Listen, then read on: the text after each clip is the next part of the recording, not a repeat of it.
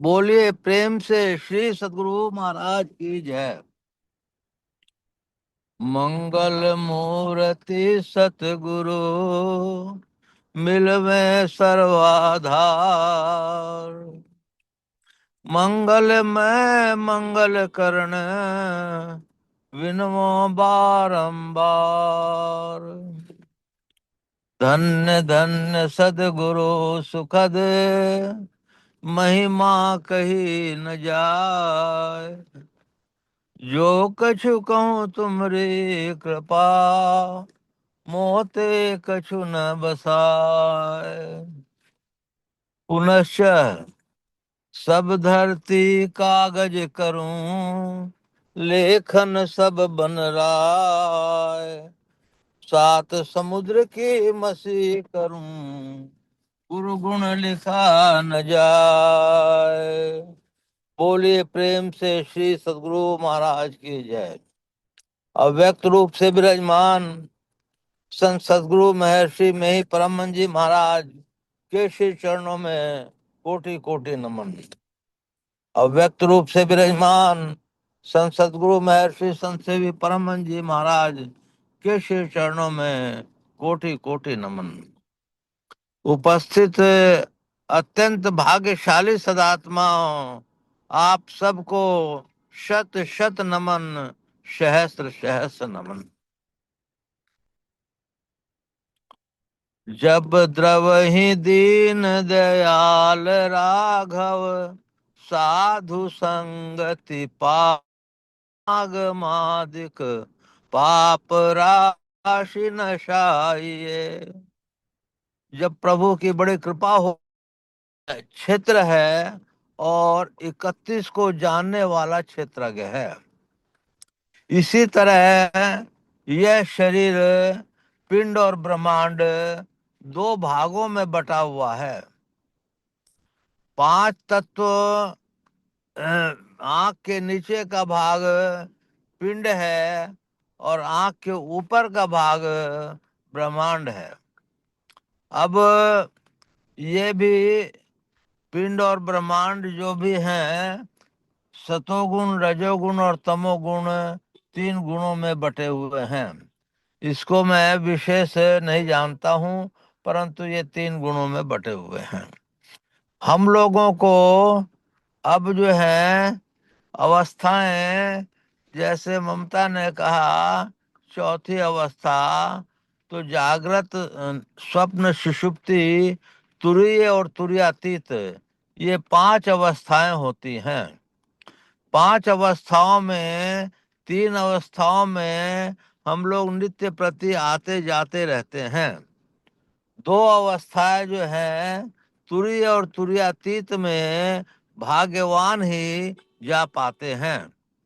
हम लोगों को तुरीय में जाने के लिए ध्यानाभ्यास बहुत गहरा करना पड़ेगा। ध्यानाभ्यास करने मात्र से नहीं होगा। सत्संग योग में जब आया कि गुरु की कृपा भी चाहिए, तो गुरु की भयंकर कृपा चाहिए। यदि हम लोग तुरीय में रहते हैं तो संत साधु महात्मा लोग कहते हैं उसमें शरीर को थकावट नहीं होती।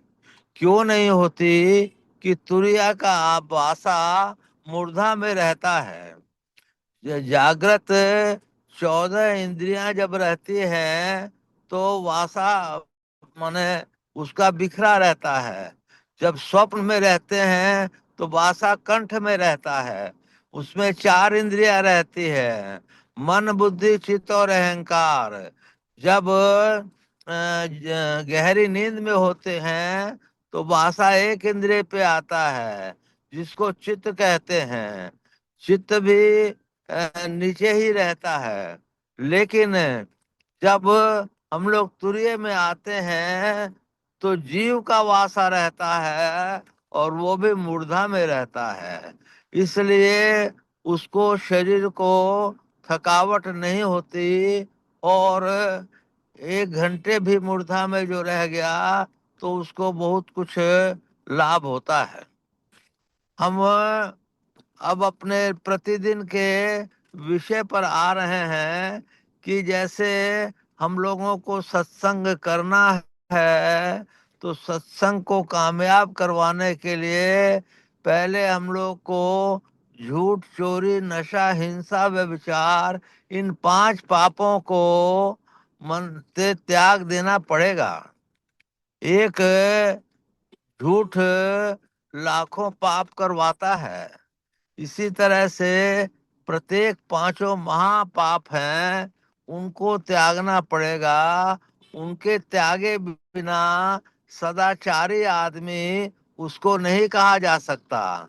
सदाचारी नहीं होगा तो ध्यानाभ्यास नहीं हो सकता।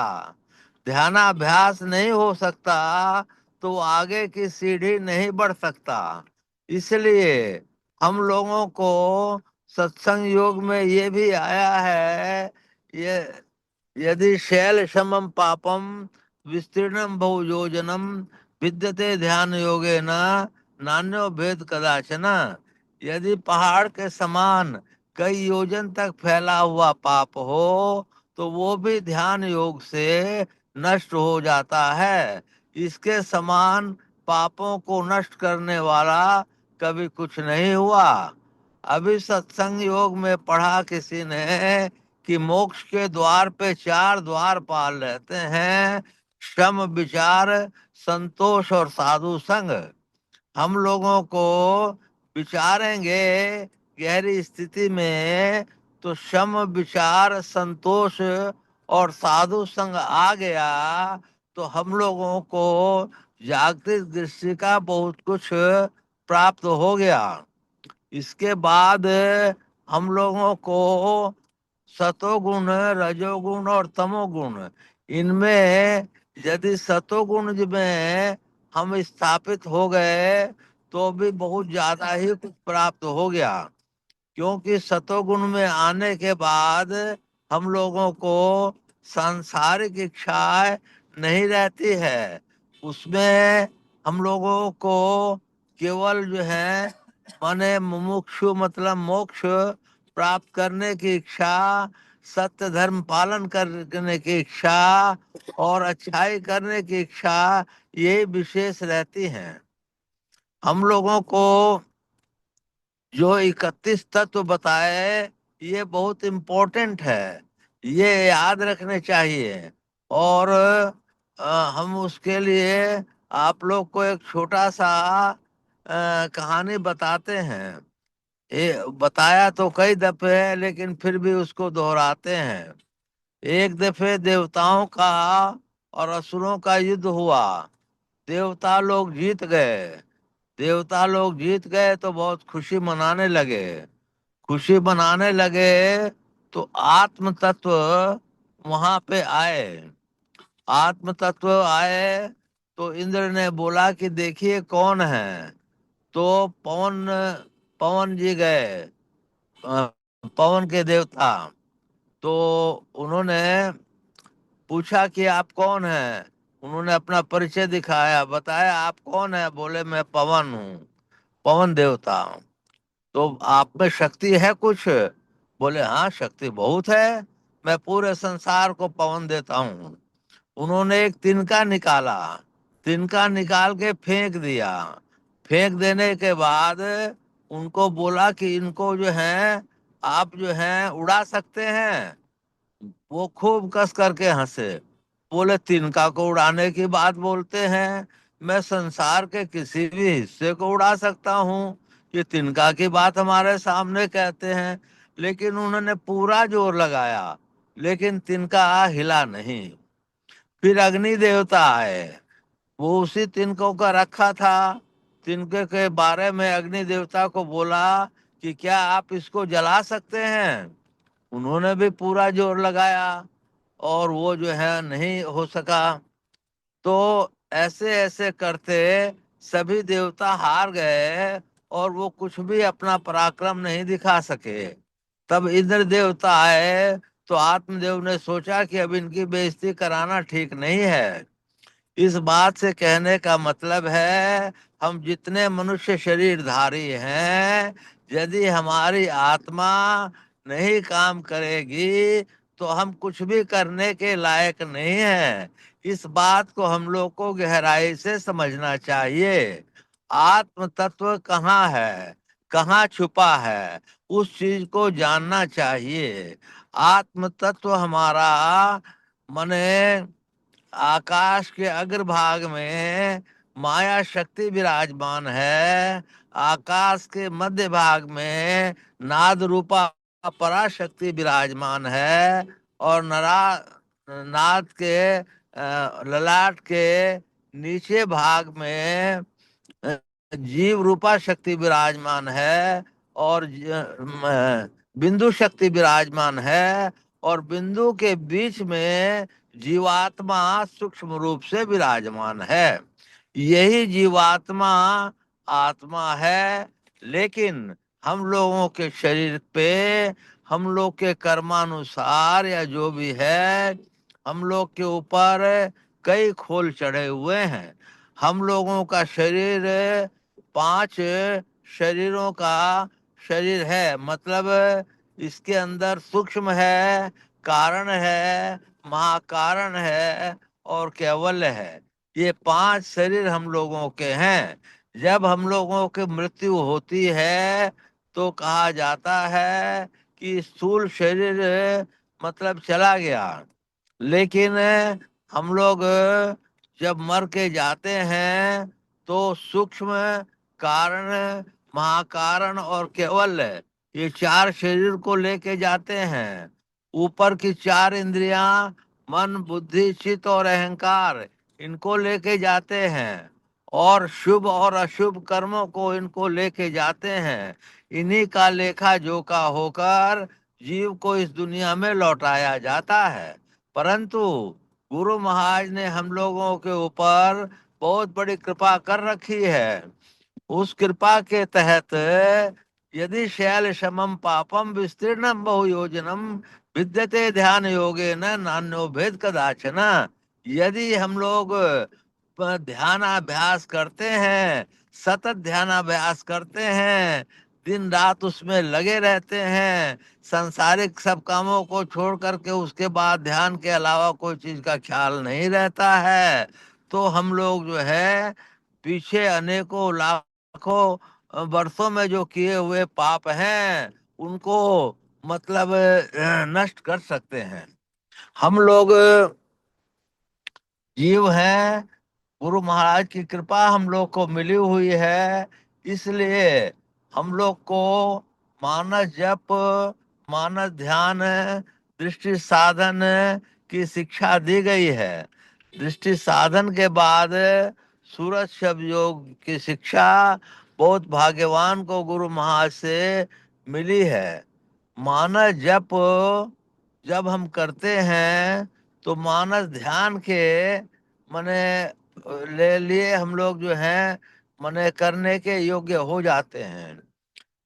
रामचरितमानस में लिखा है कि मानस ध्यान यदि हम लोग करते हैं बढ़िया से तो हम लोग जो हैं दृष्टि साधन के योग्य हो जाते हैं। और दृष्टि साधन के योग्य हो जाते हैं, वो करते हैं तो हम लोगों की दिव्य दृष्टि खुल जाती है। दिव्य दृष्टि खुलने के पहले हम लोगों को 5 तत्वों के रंग नजर आते हैं। मिट्टी जल अग्नि वायु और आकाश, इनके रंग मुझे 100% याद नहीं। लेकिन मिट्टी का जल रंग पीला, जल का लाल, अग्नि का काला, वायु का हरा और आकाश का सफेद रंग है। ये आपको बढ़िया से दिखते होंगे जिन भाग्यवानों को इस अवस्था में पहुंचे हैं। तो फिर जो है मोक्ष के द्वार पे जो 4 द्वारपाल हैं उस बिंदु को ही मोक्ष का द्वारपाल, असली द्वारपाल यही कहा जाता है।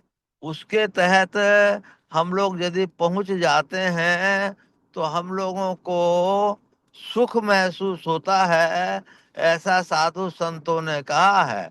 सुख ऐसा जैसे जिसको आप चाह के भी कभी भूल नहीं सकते, वैसा सुख प्राप्त होता है।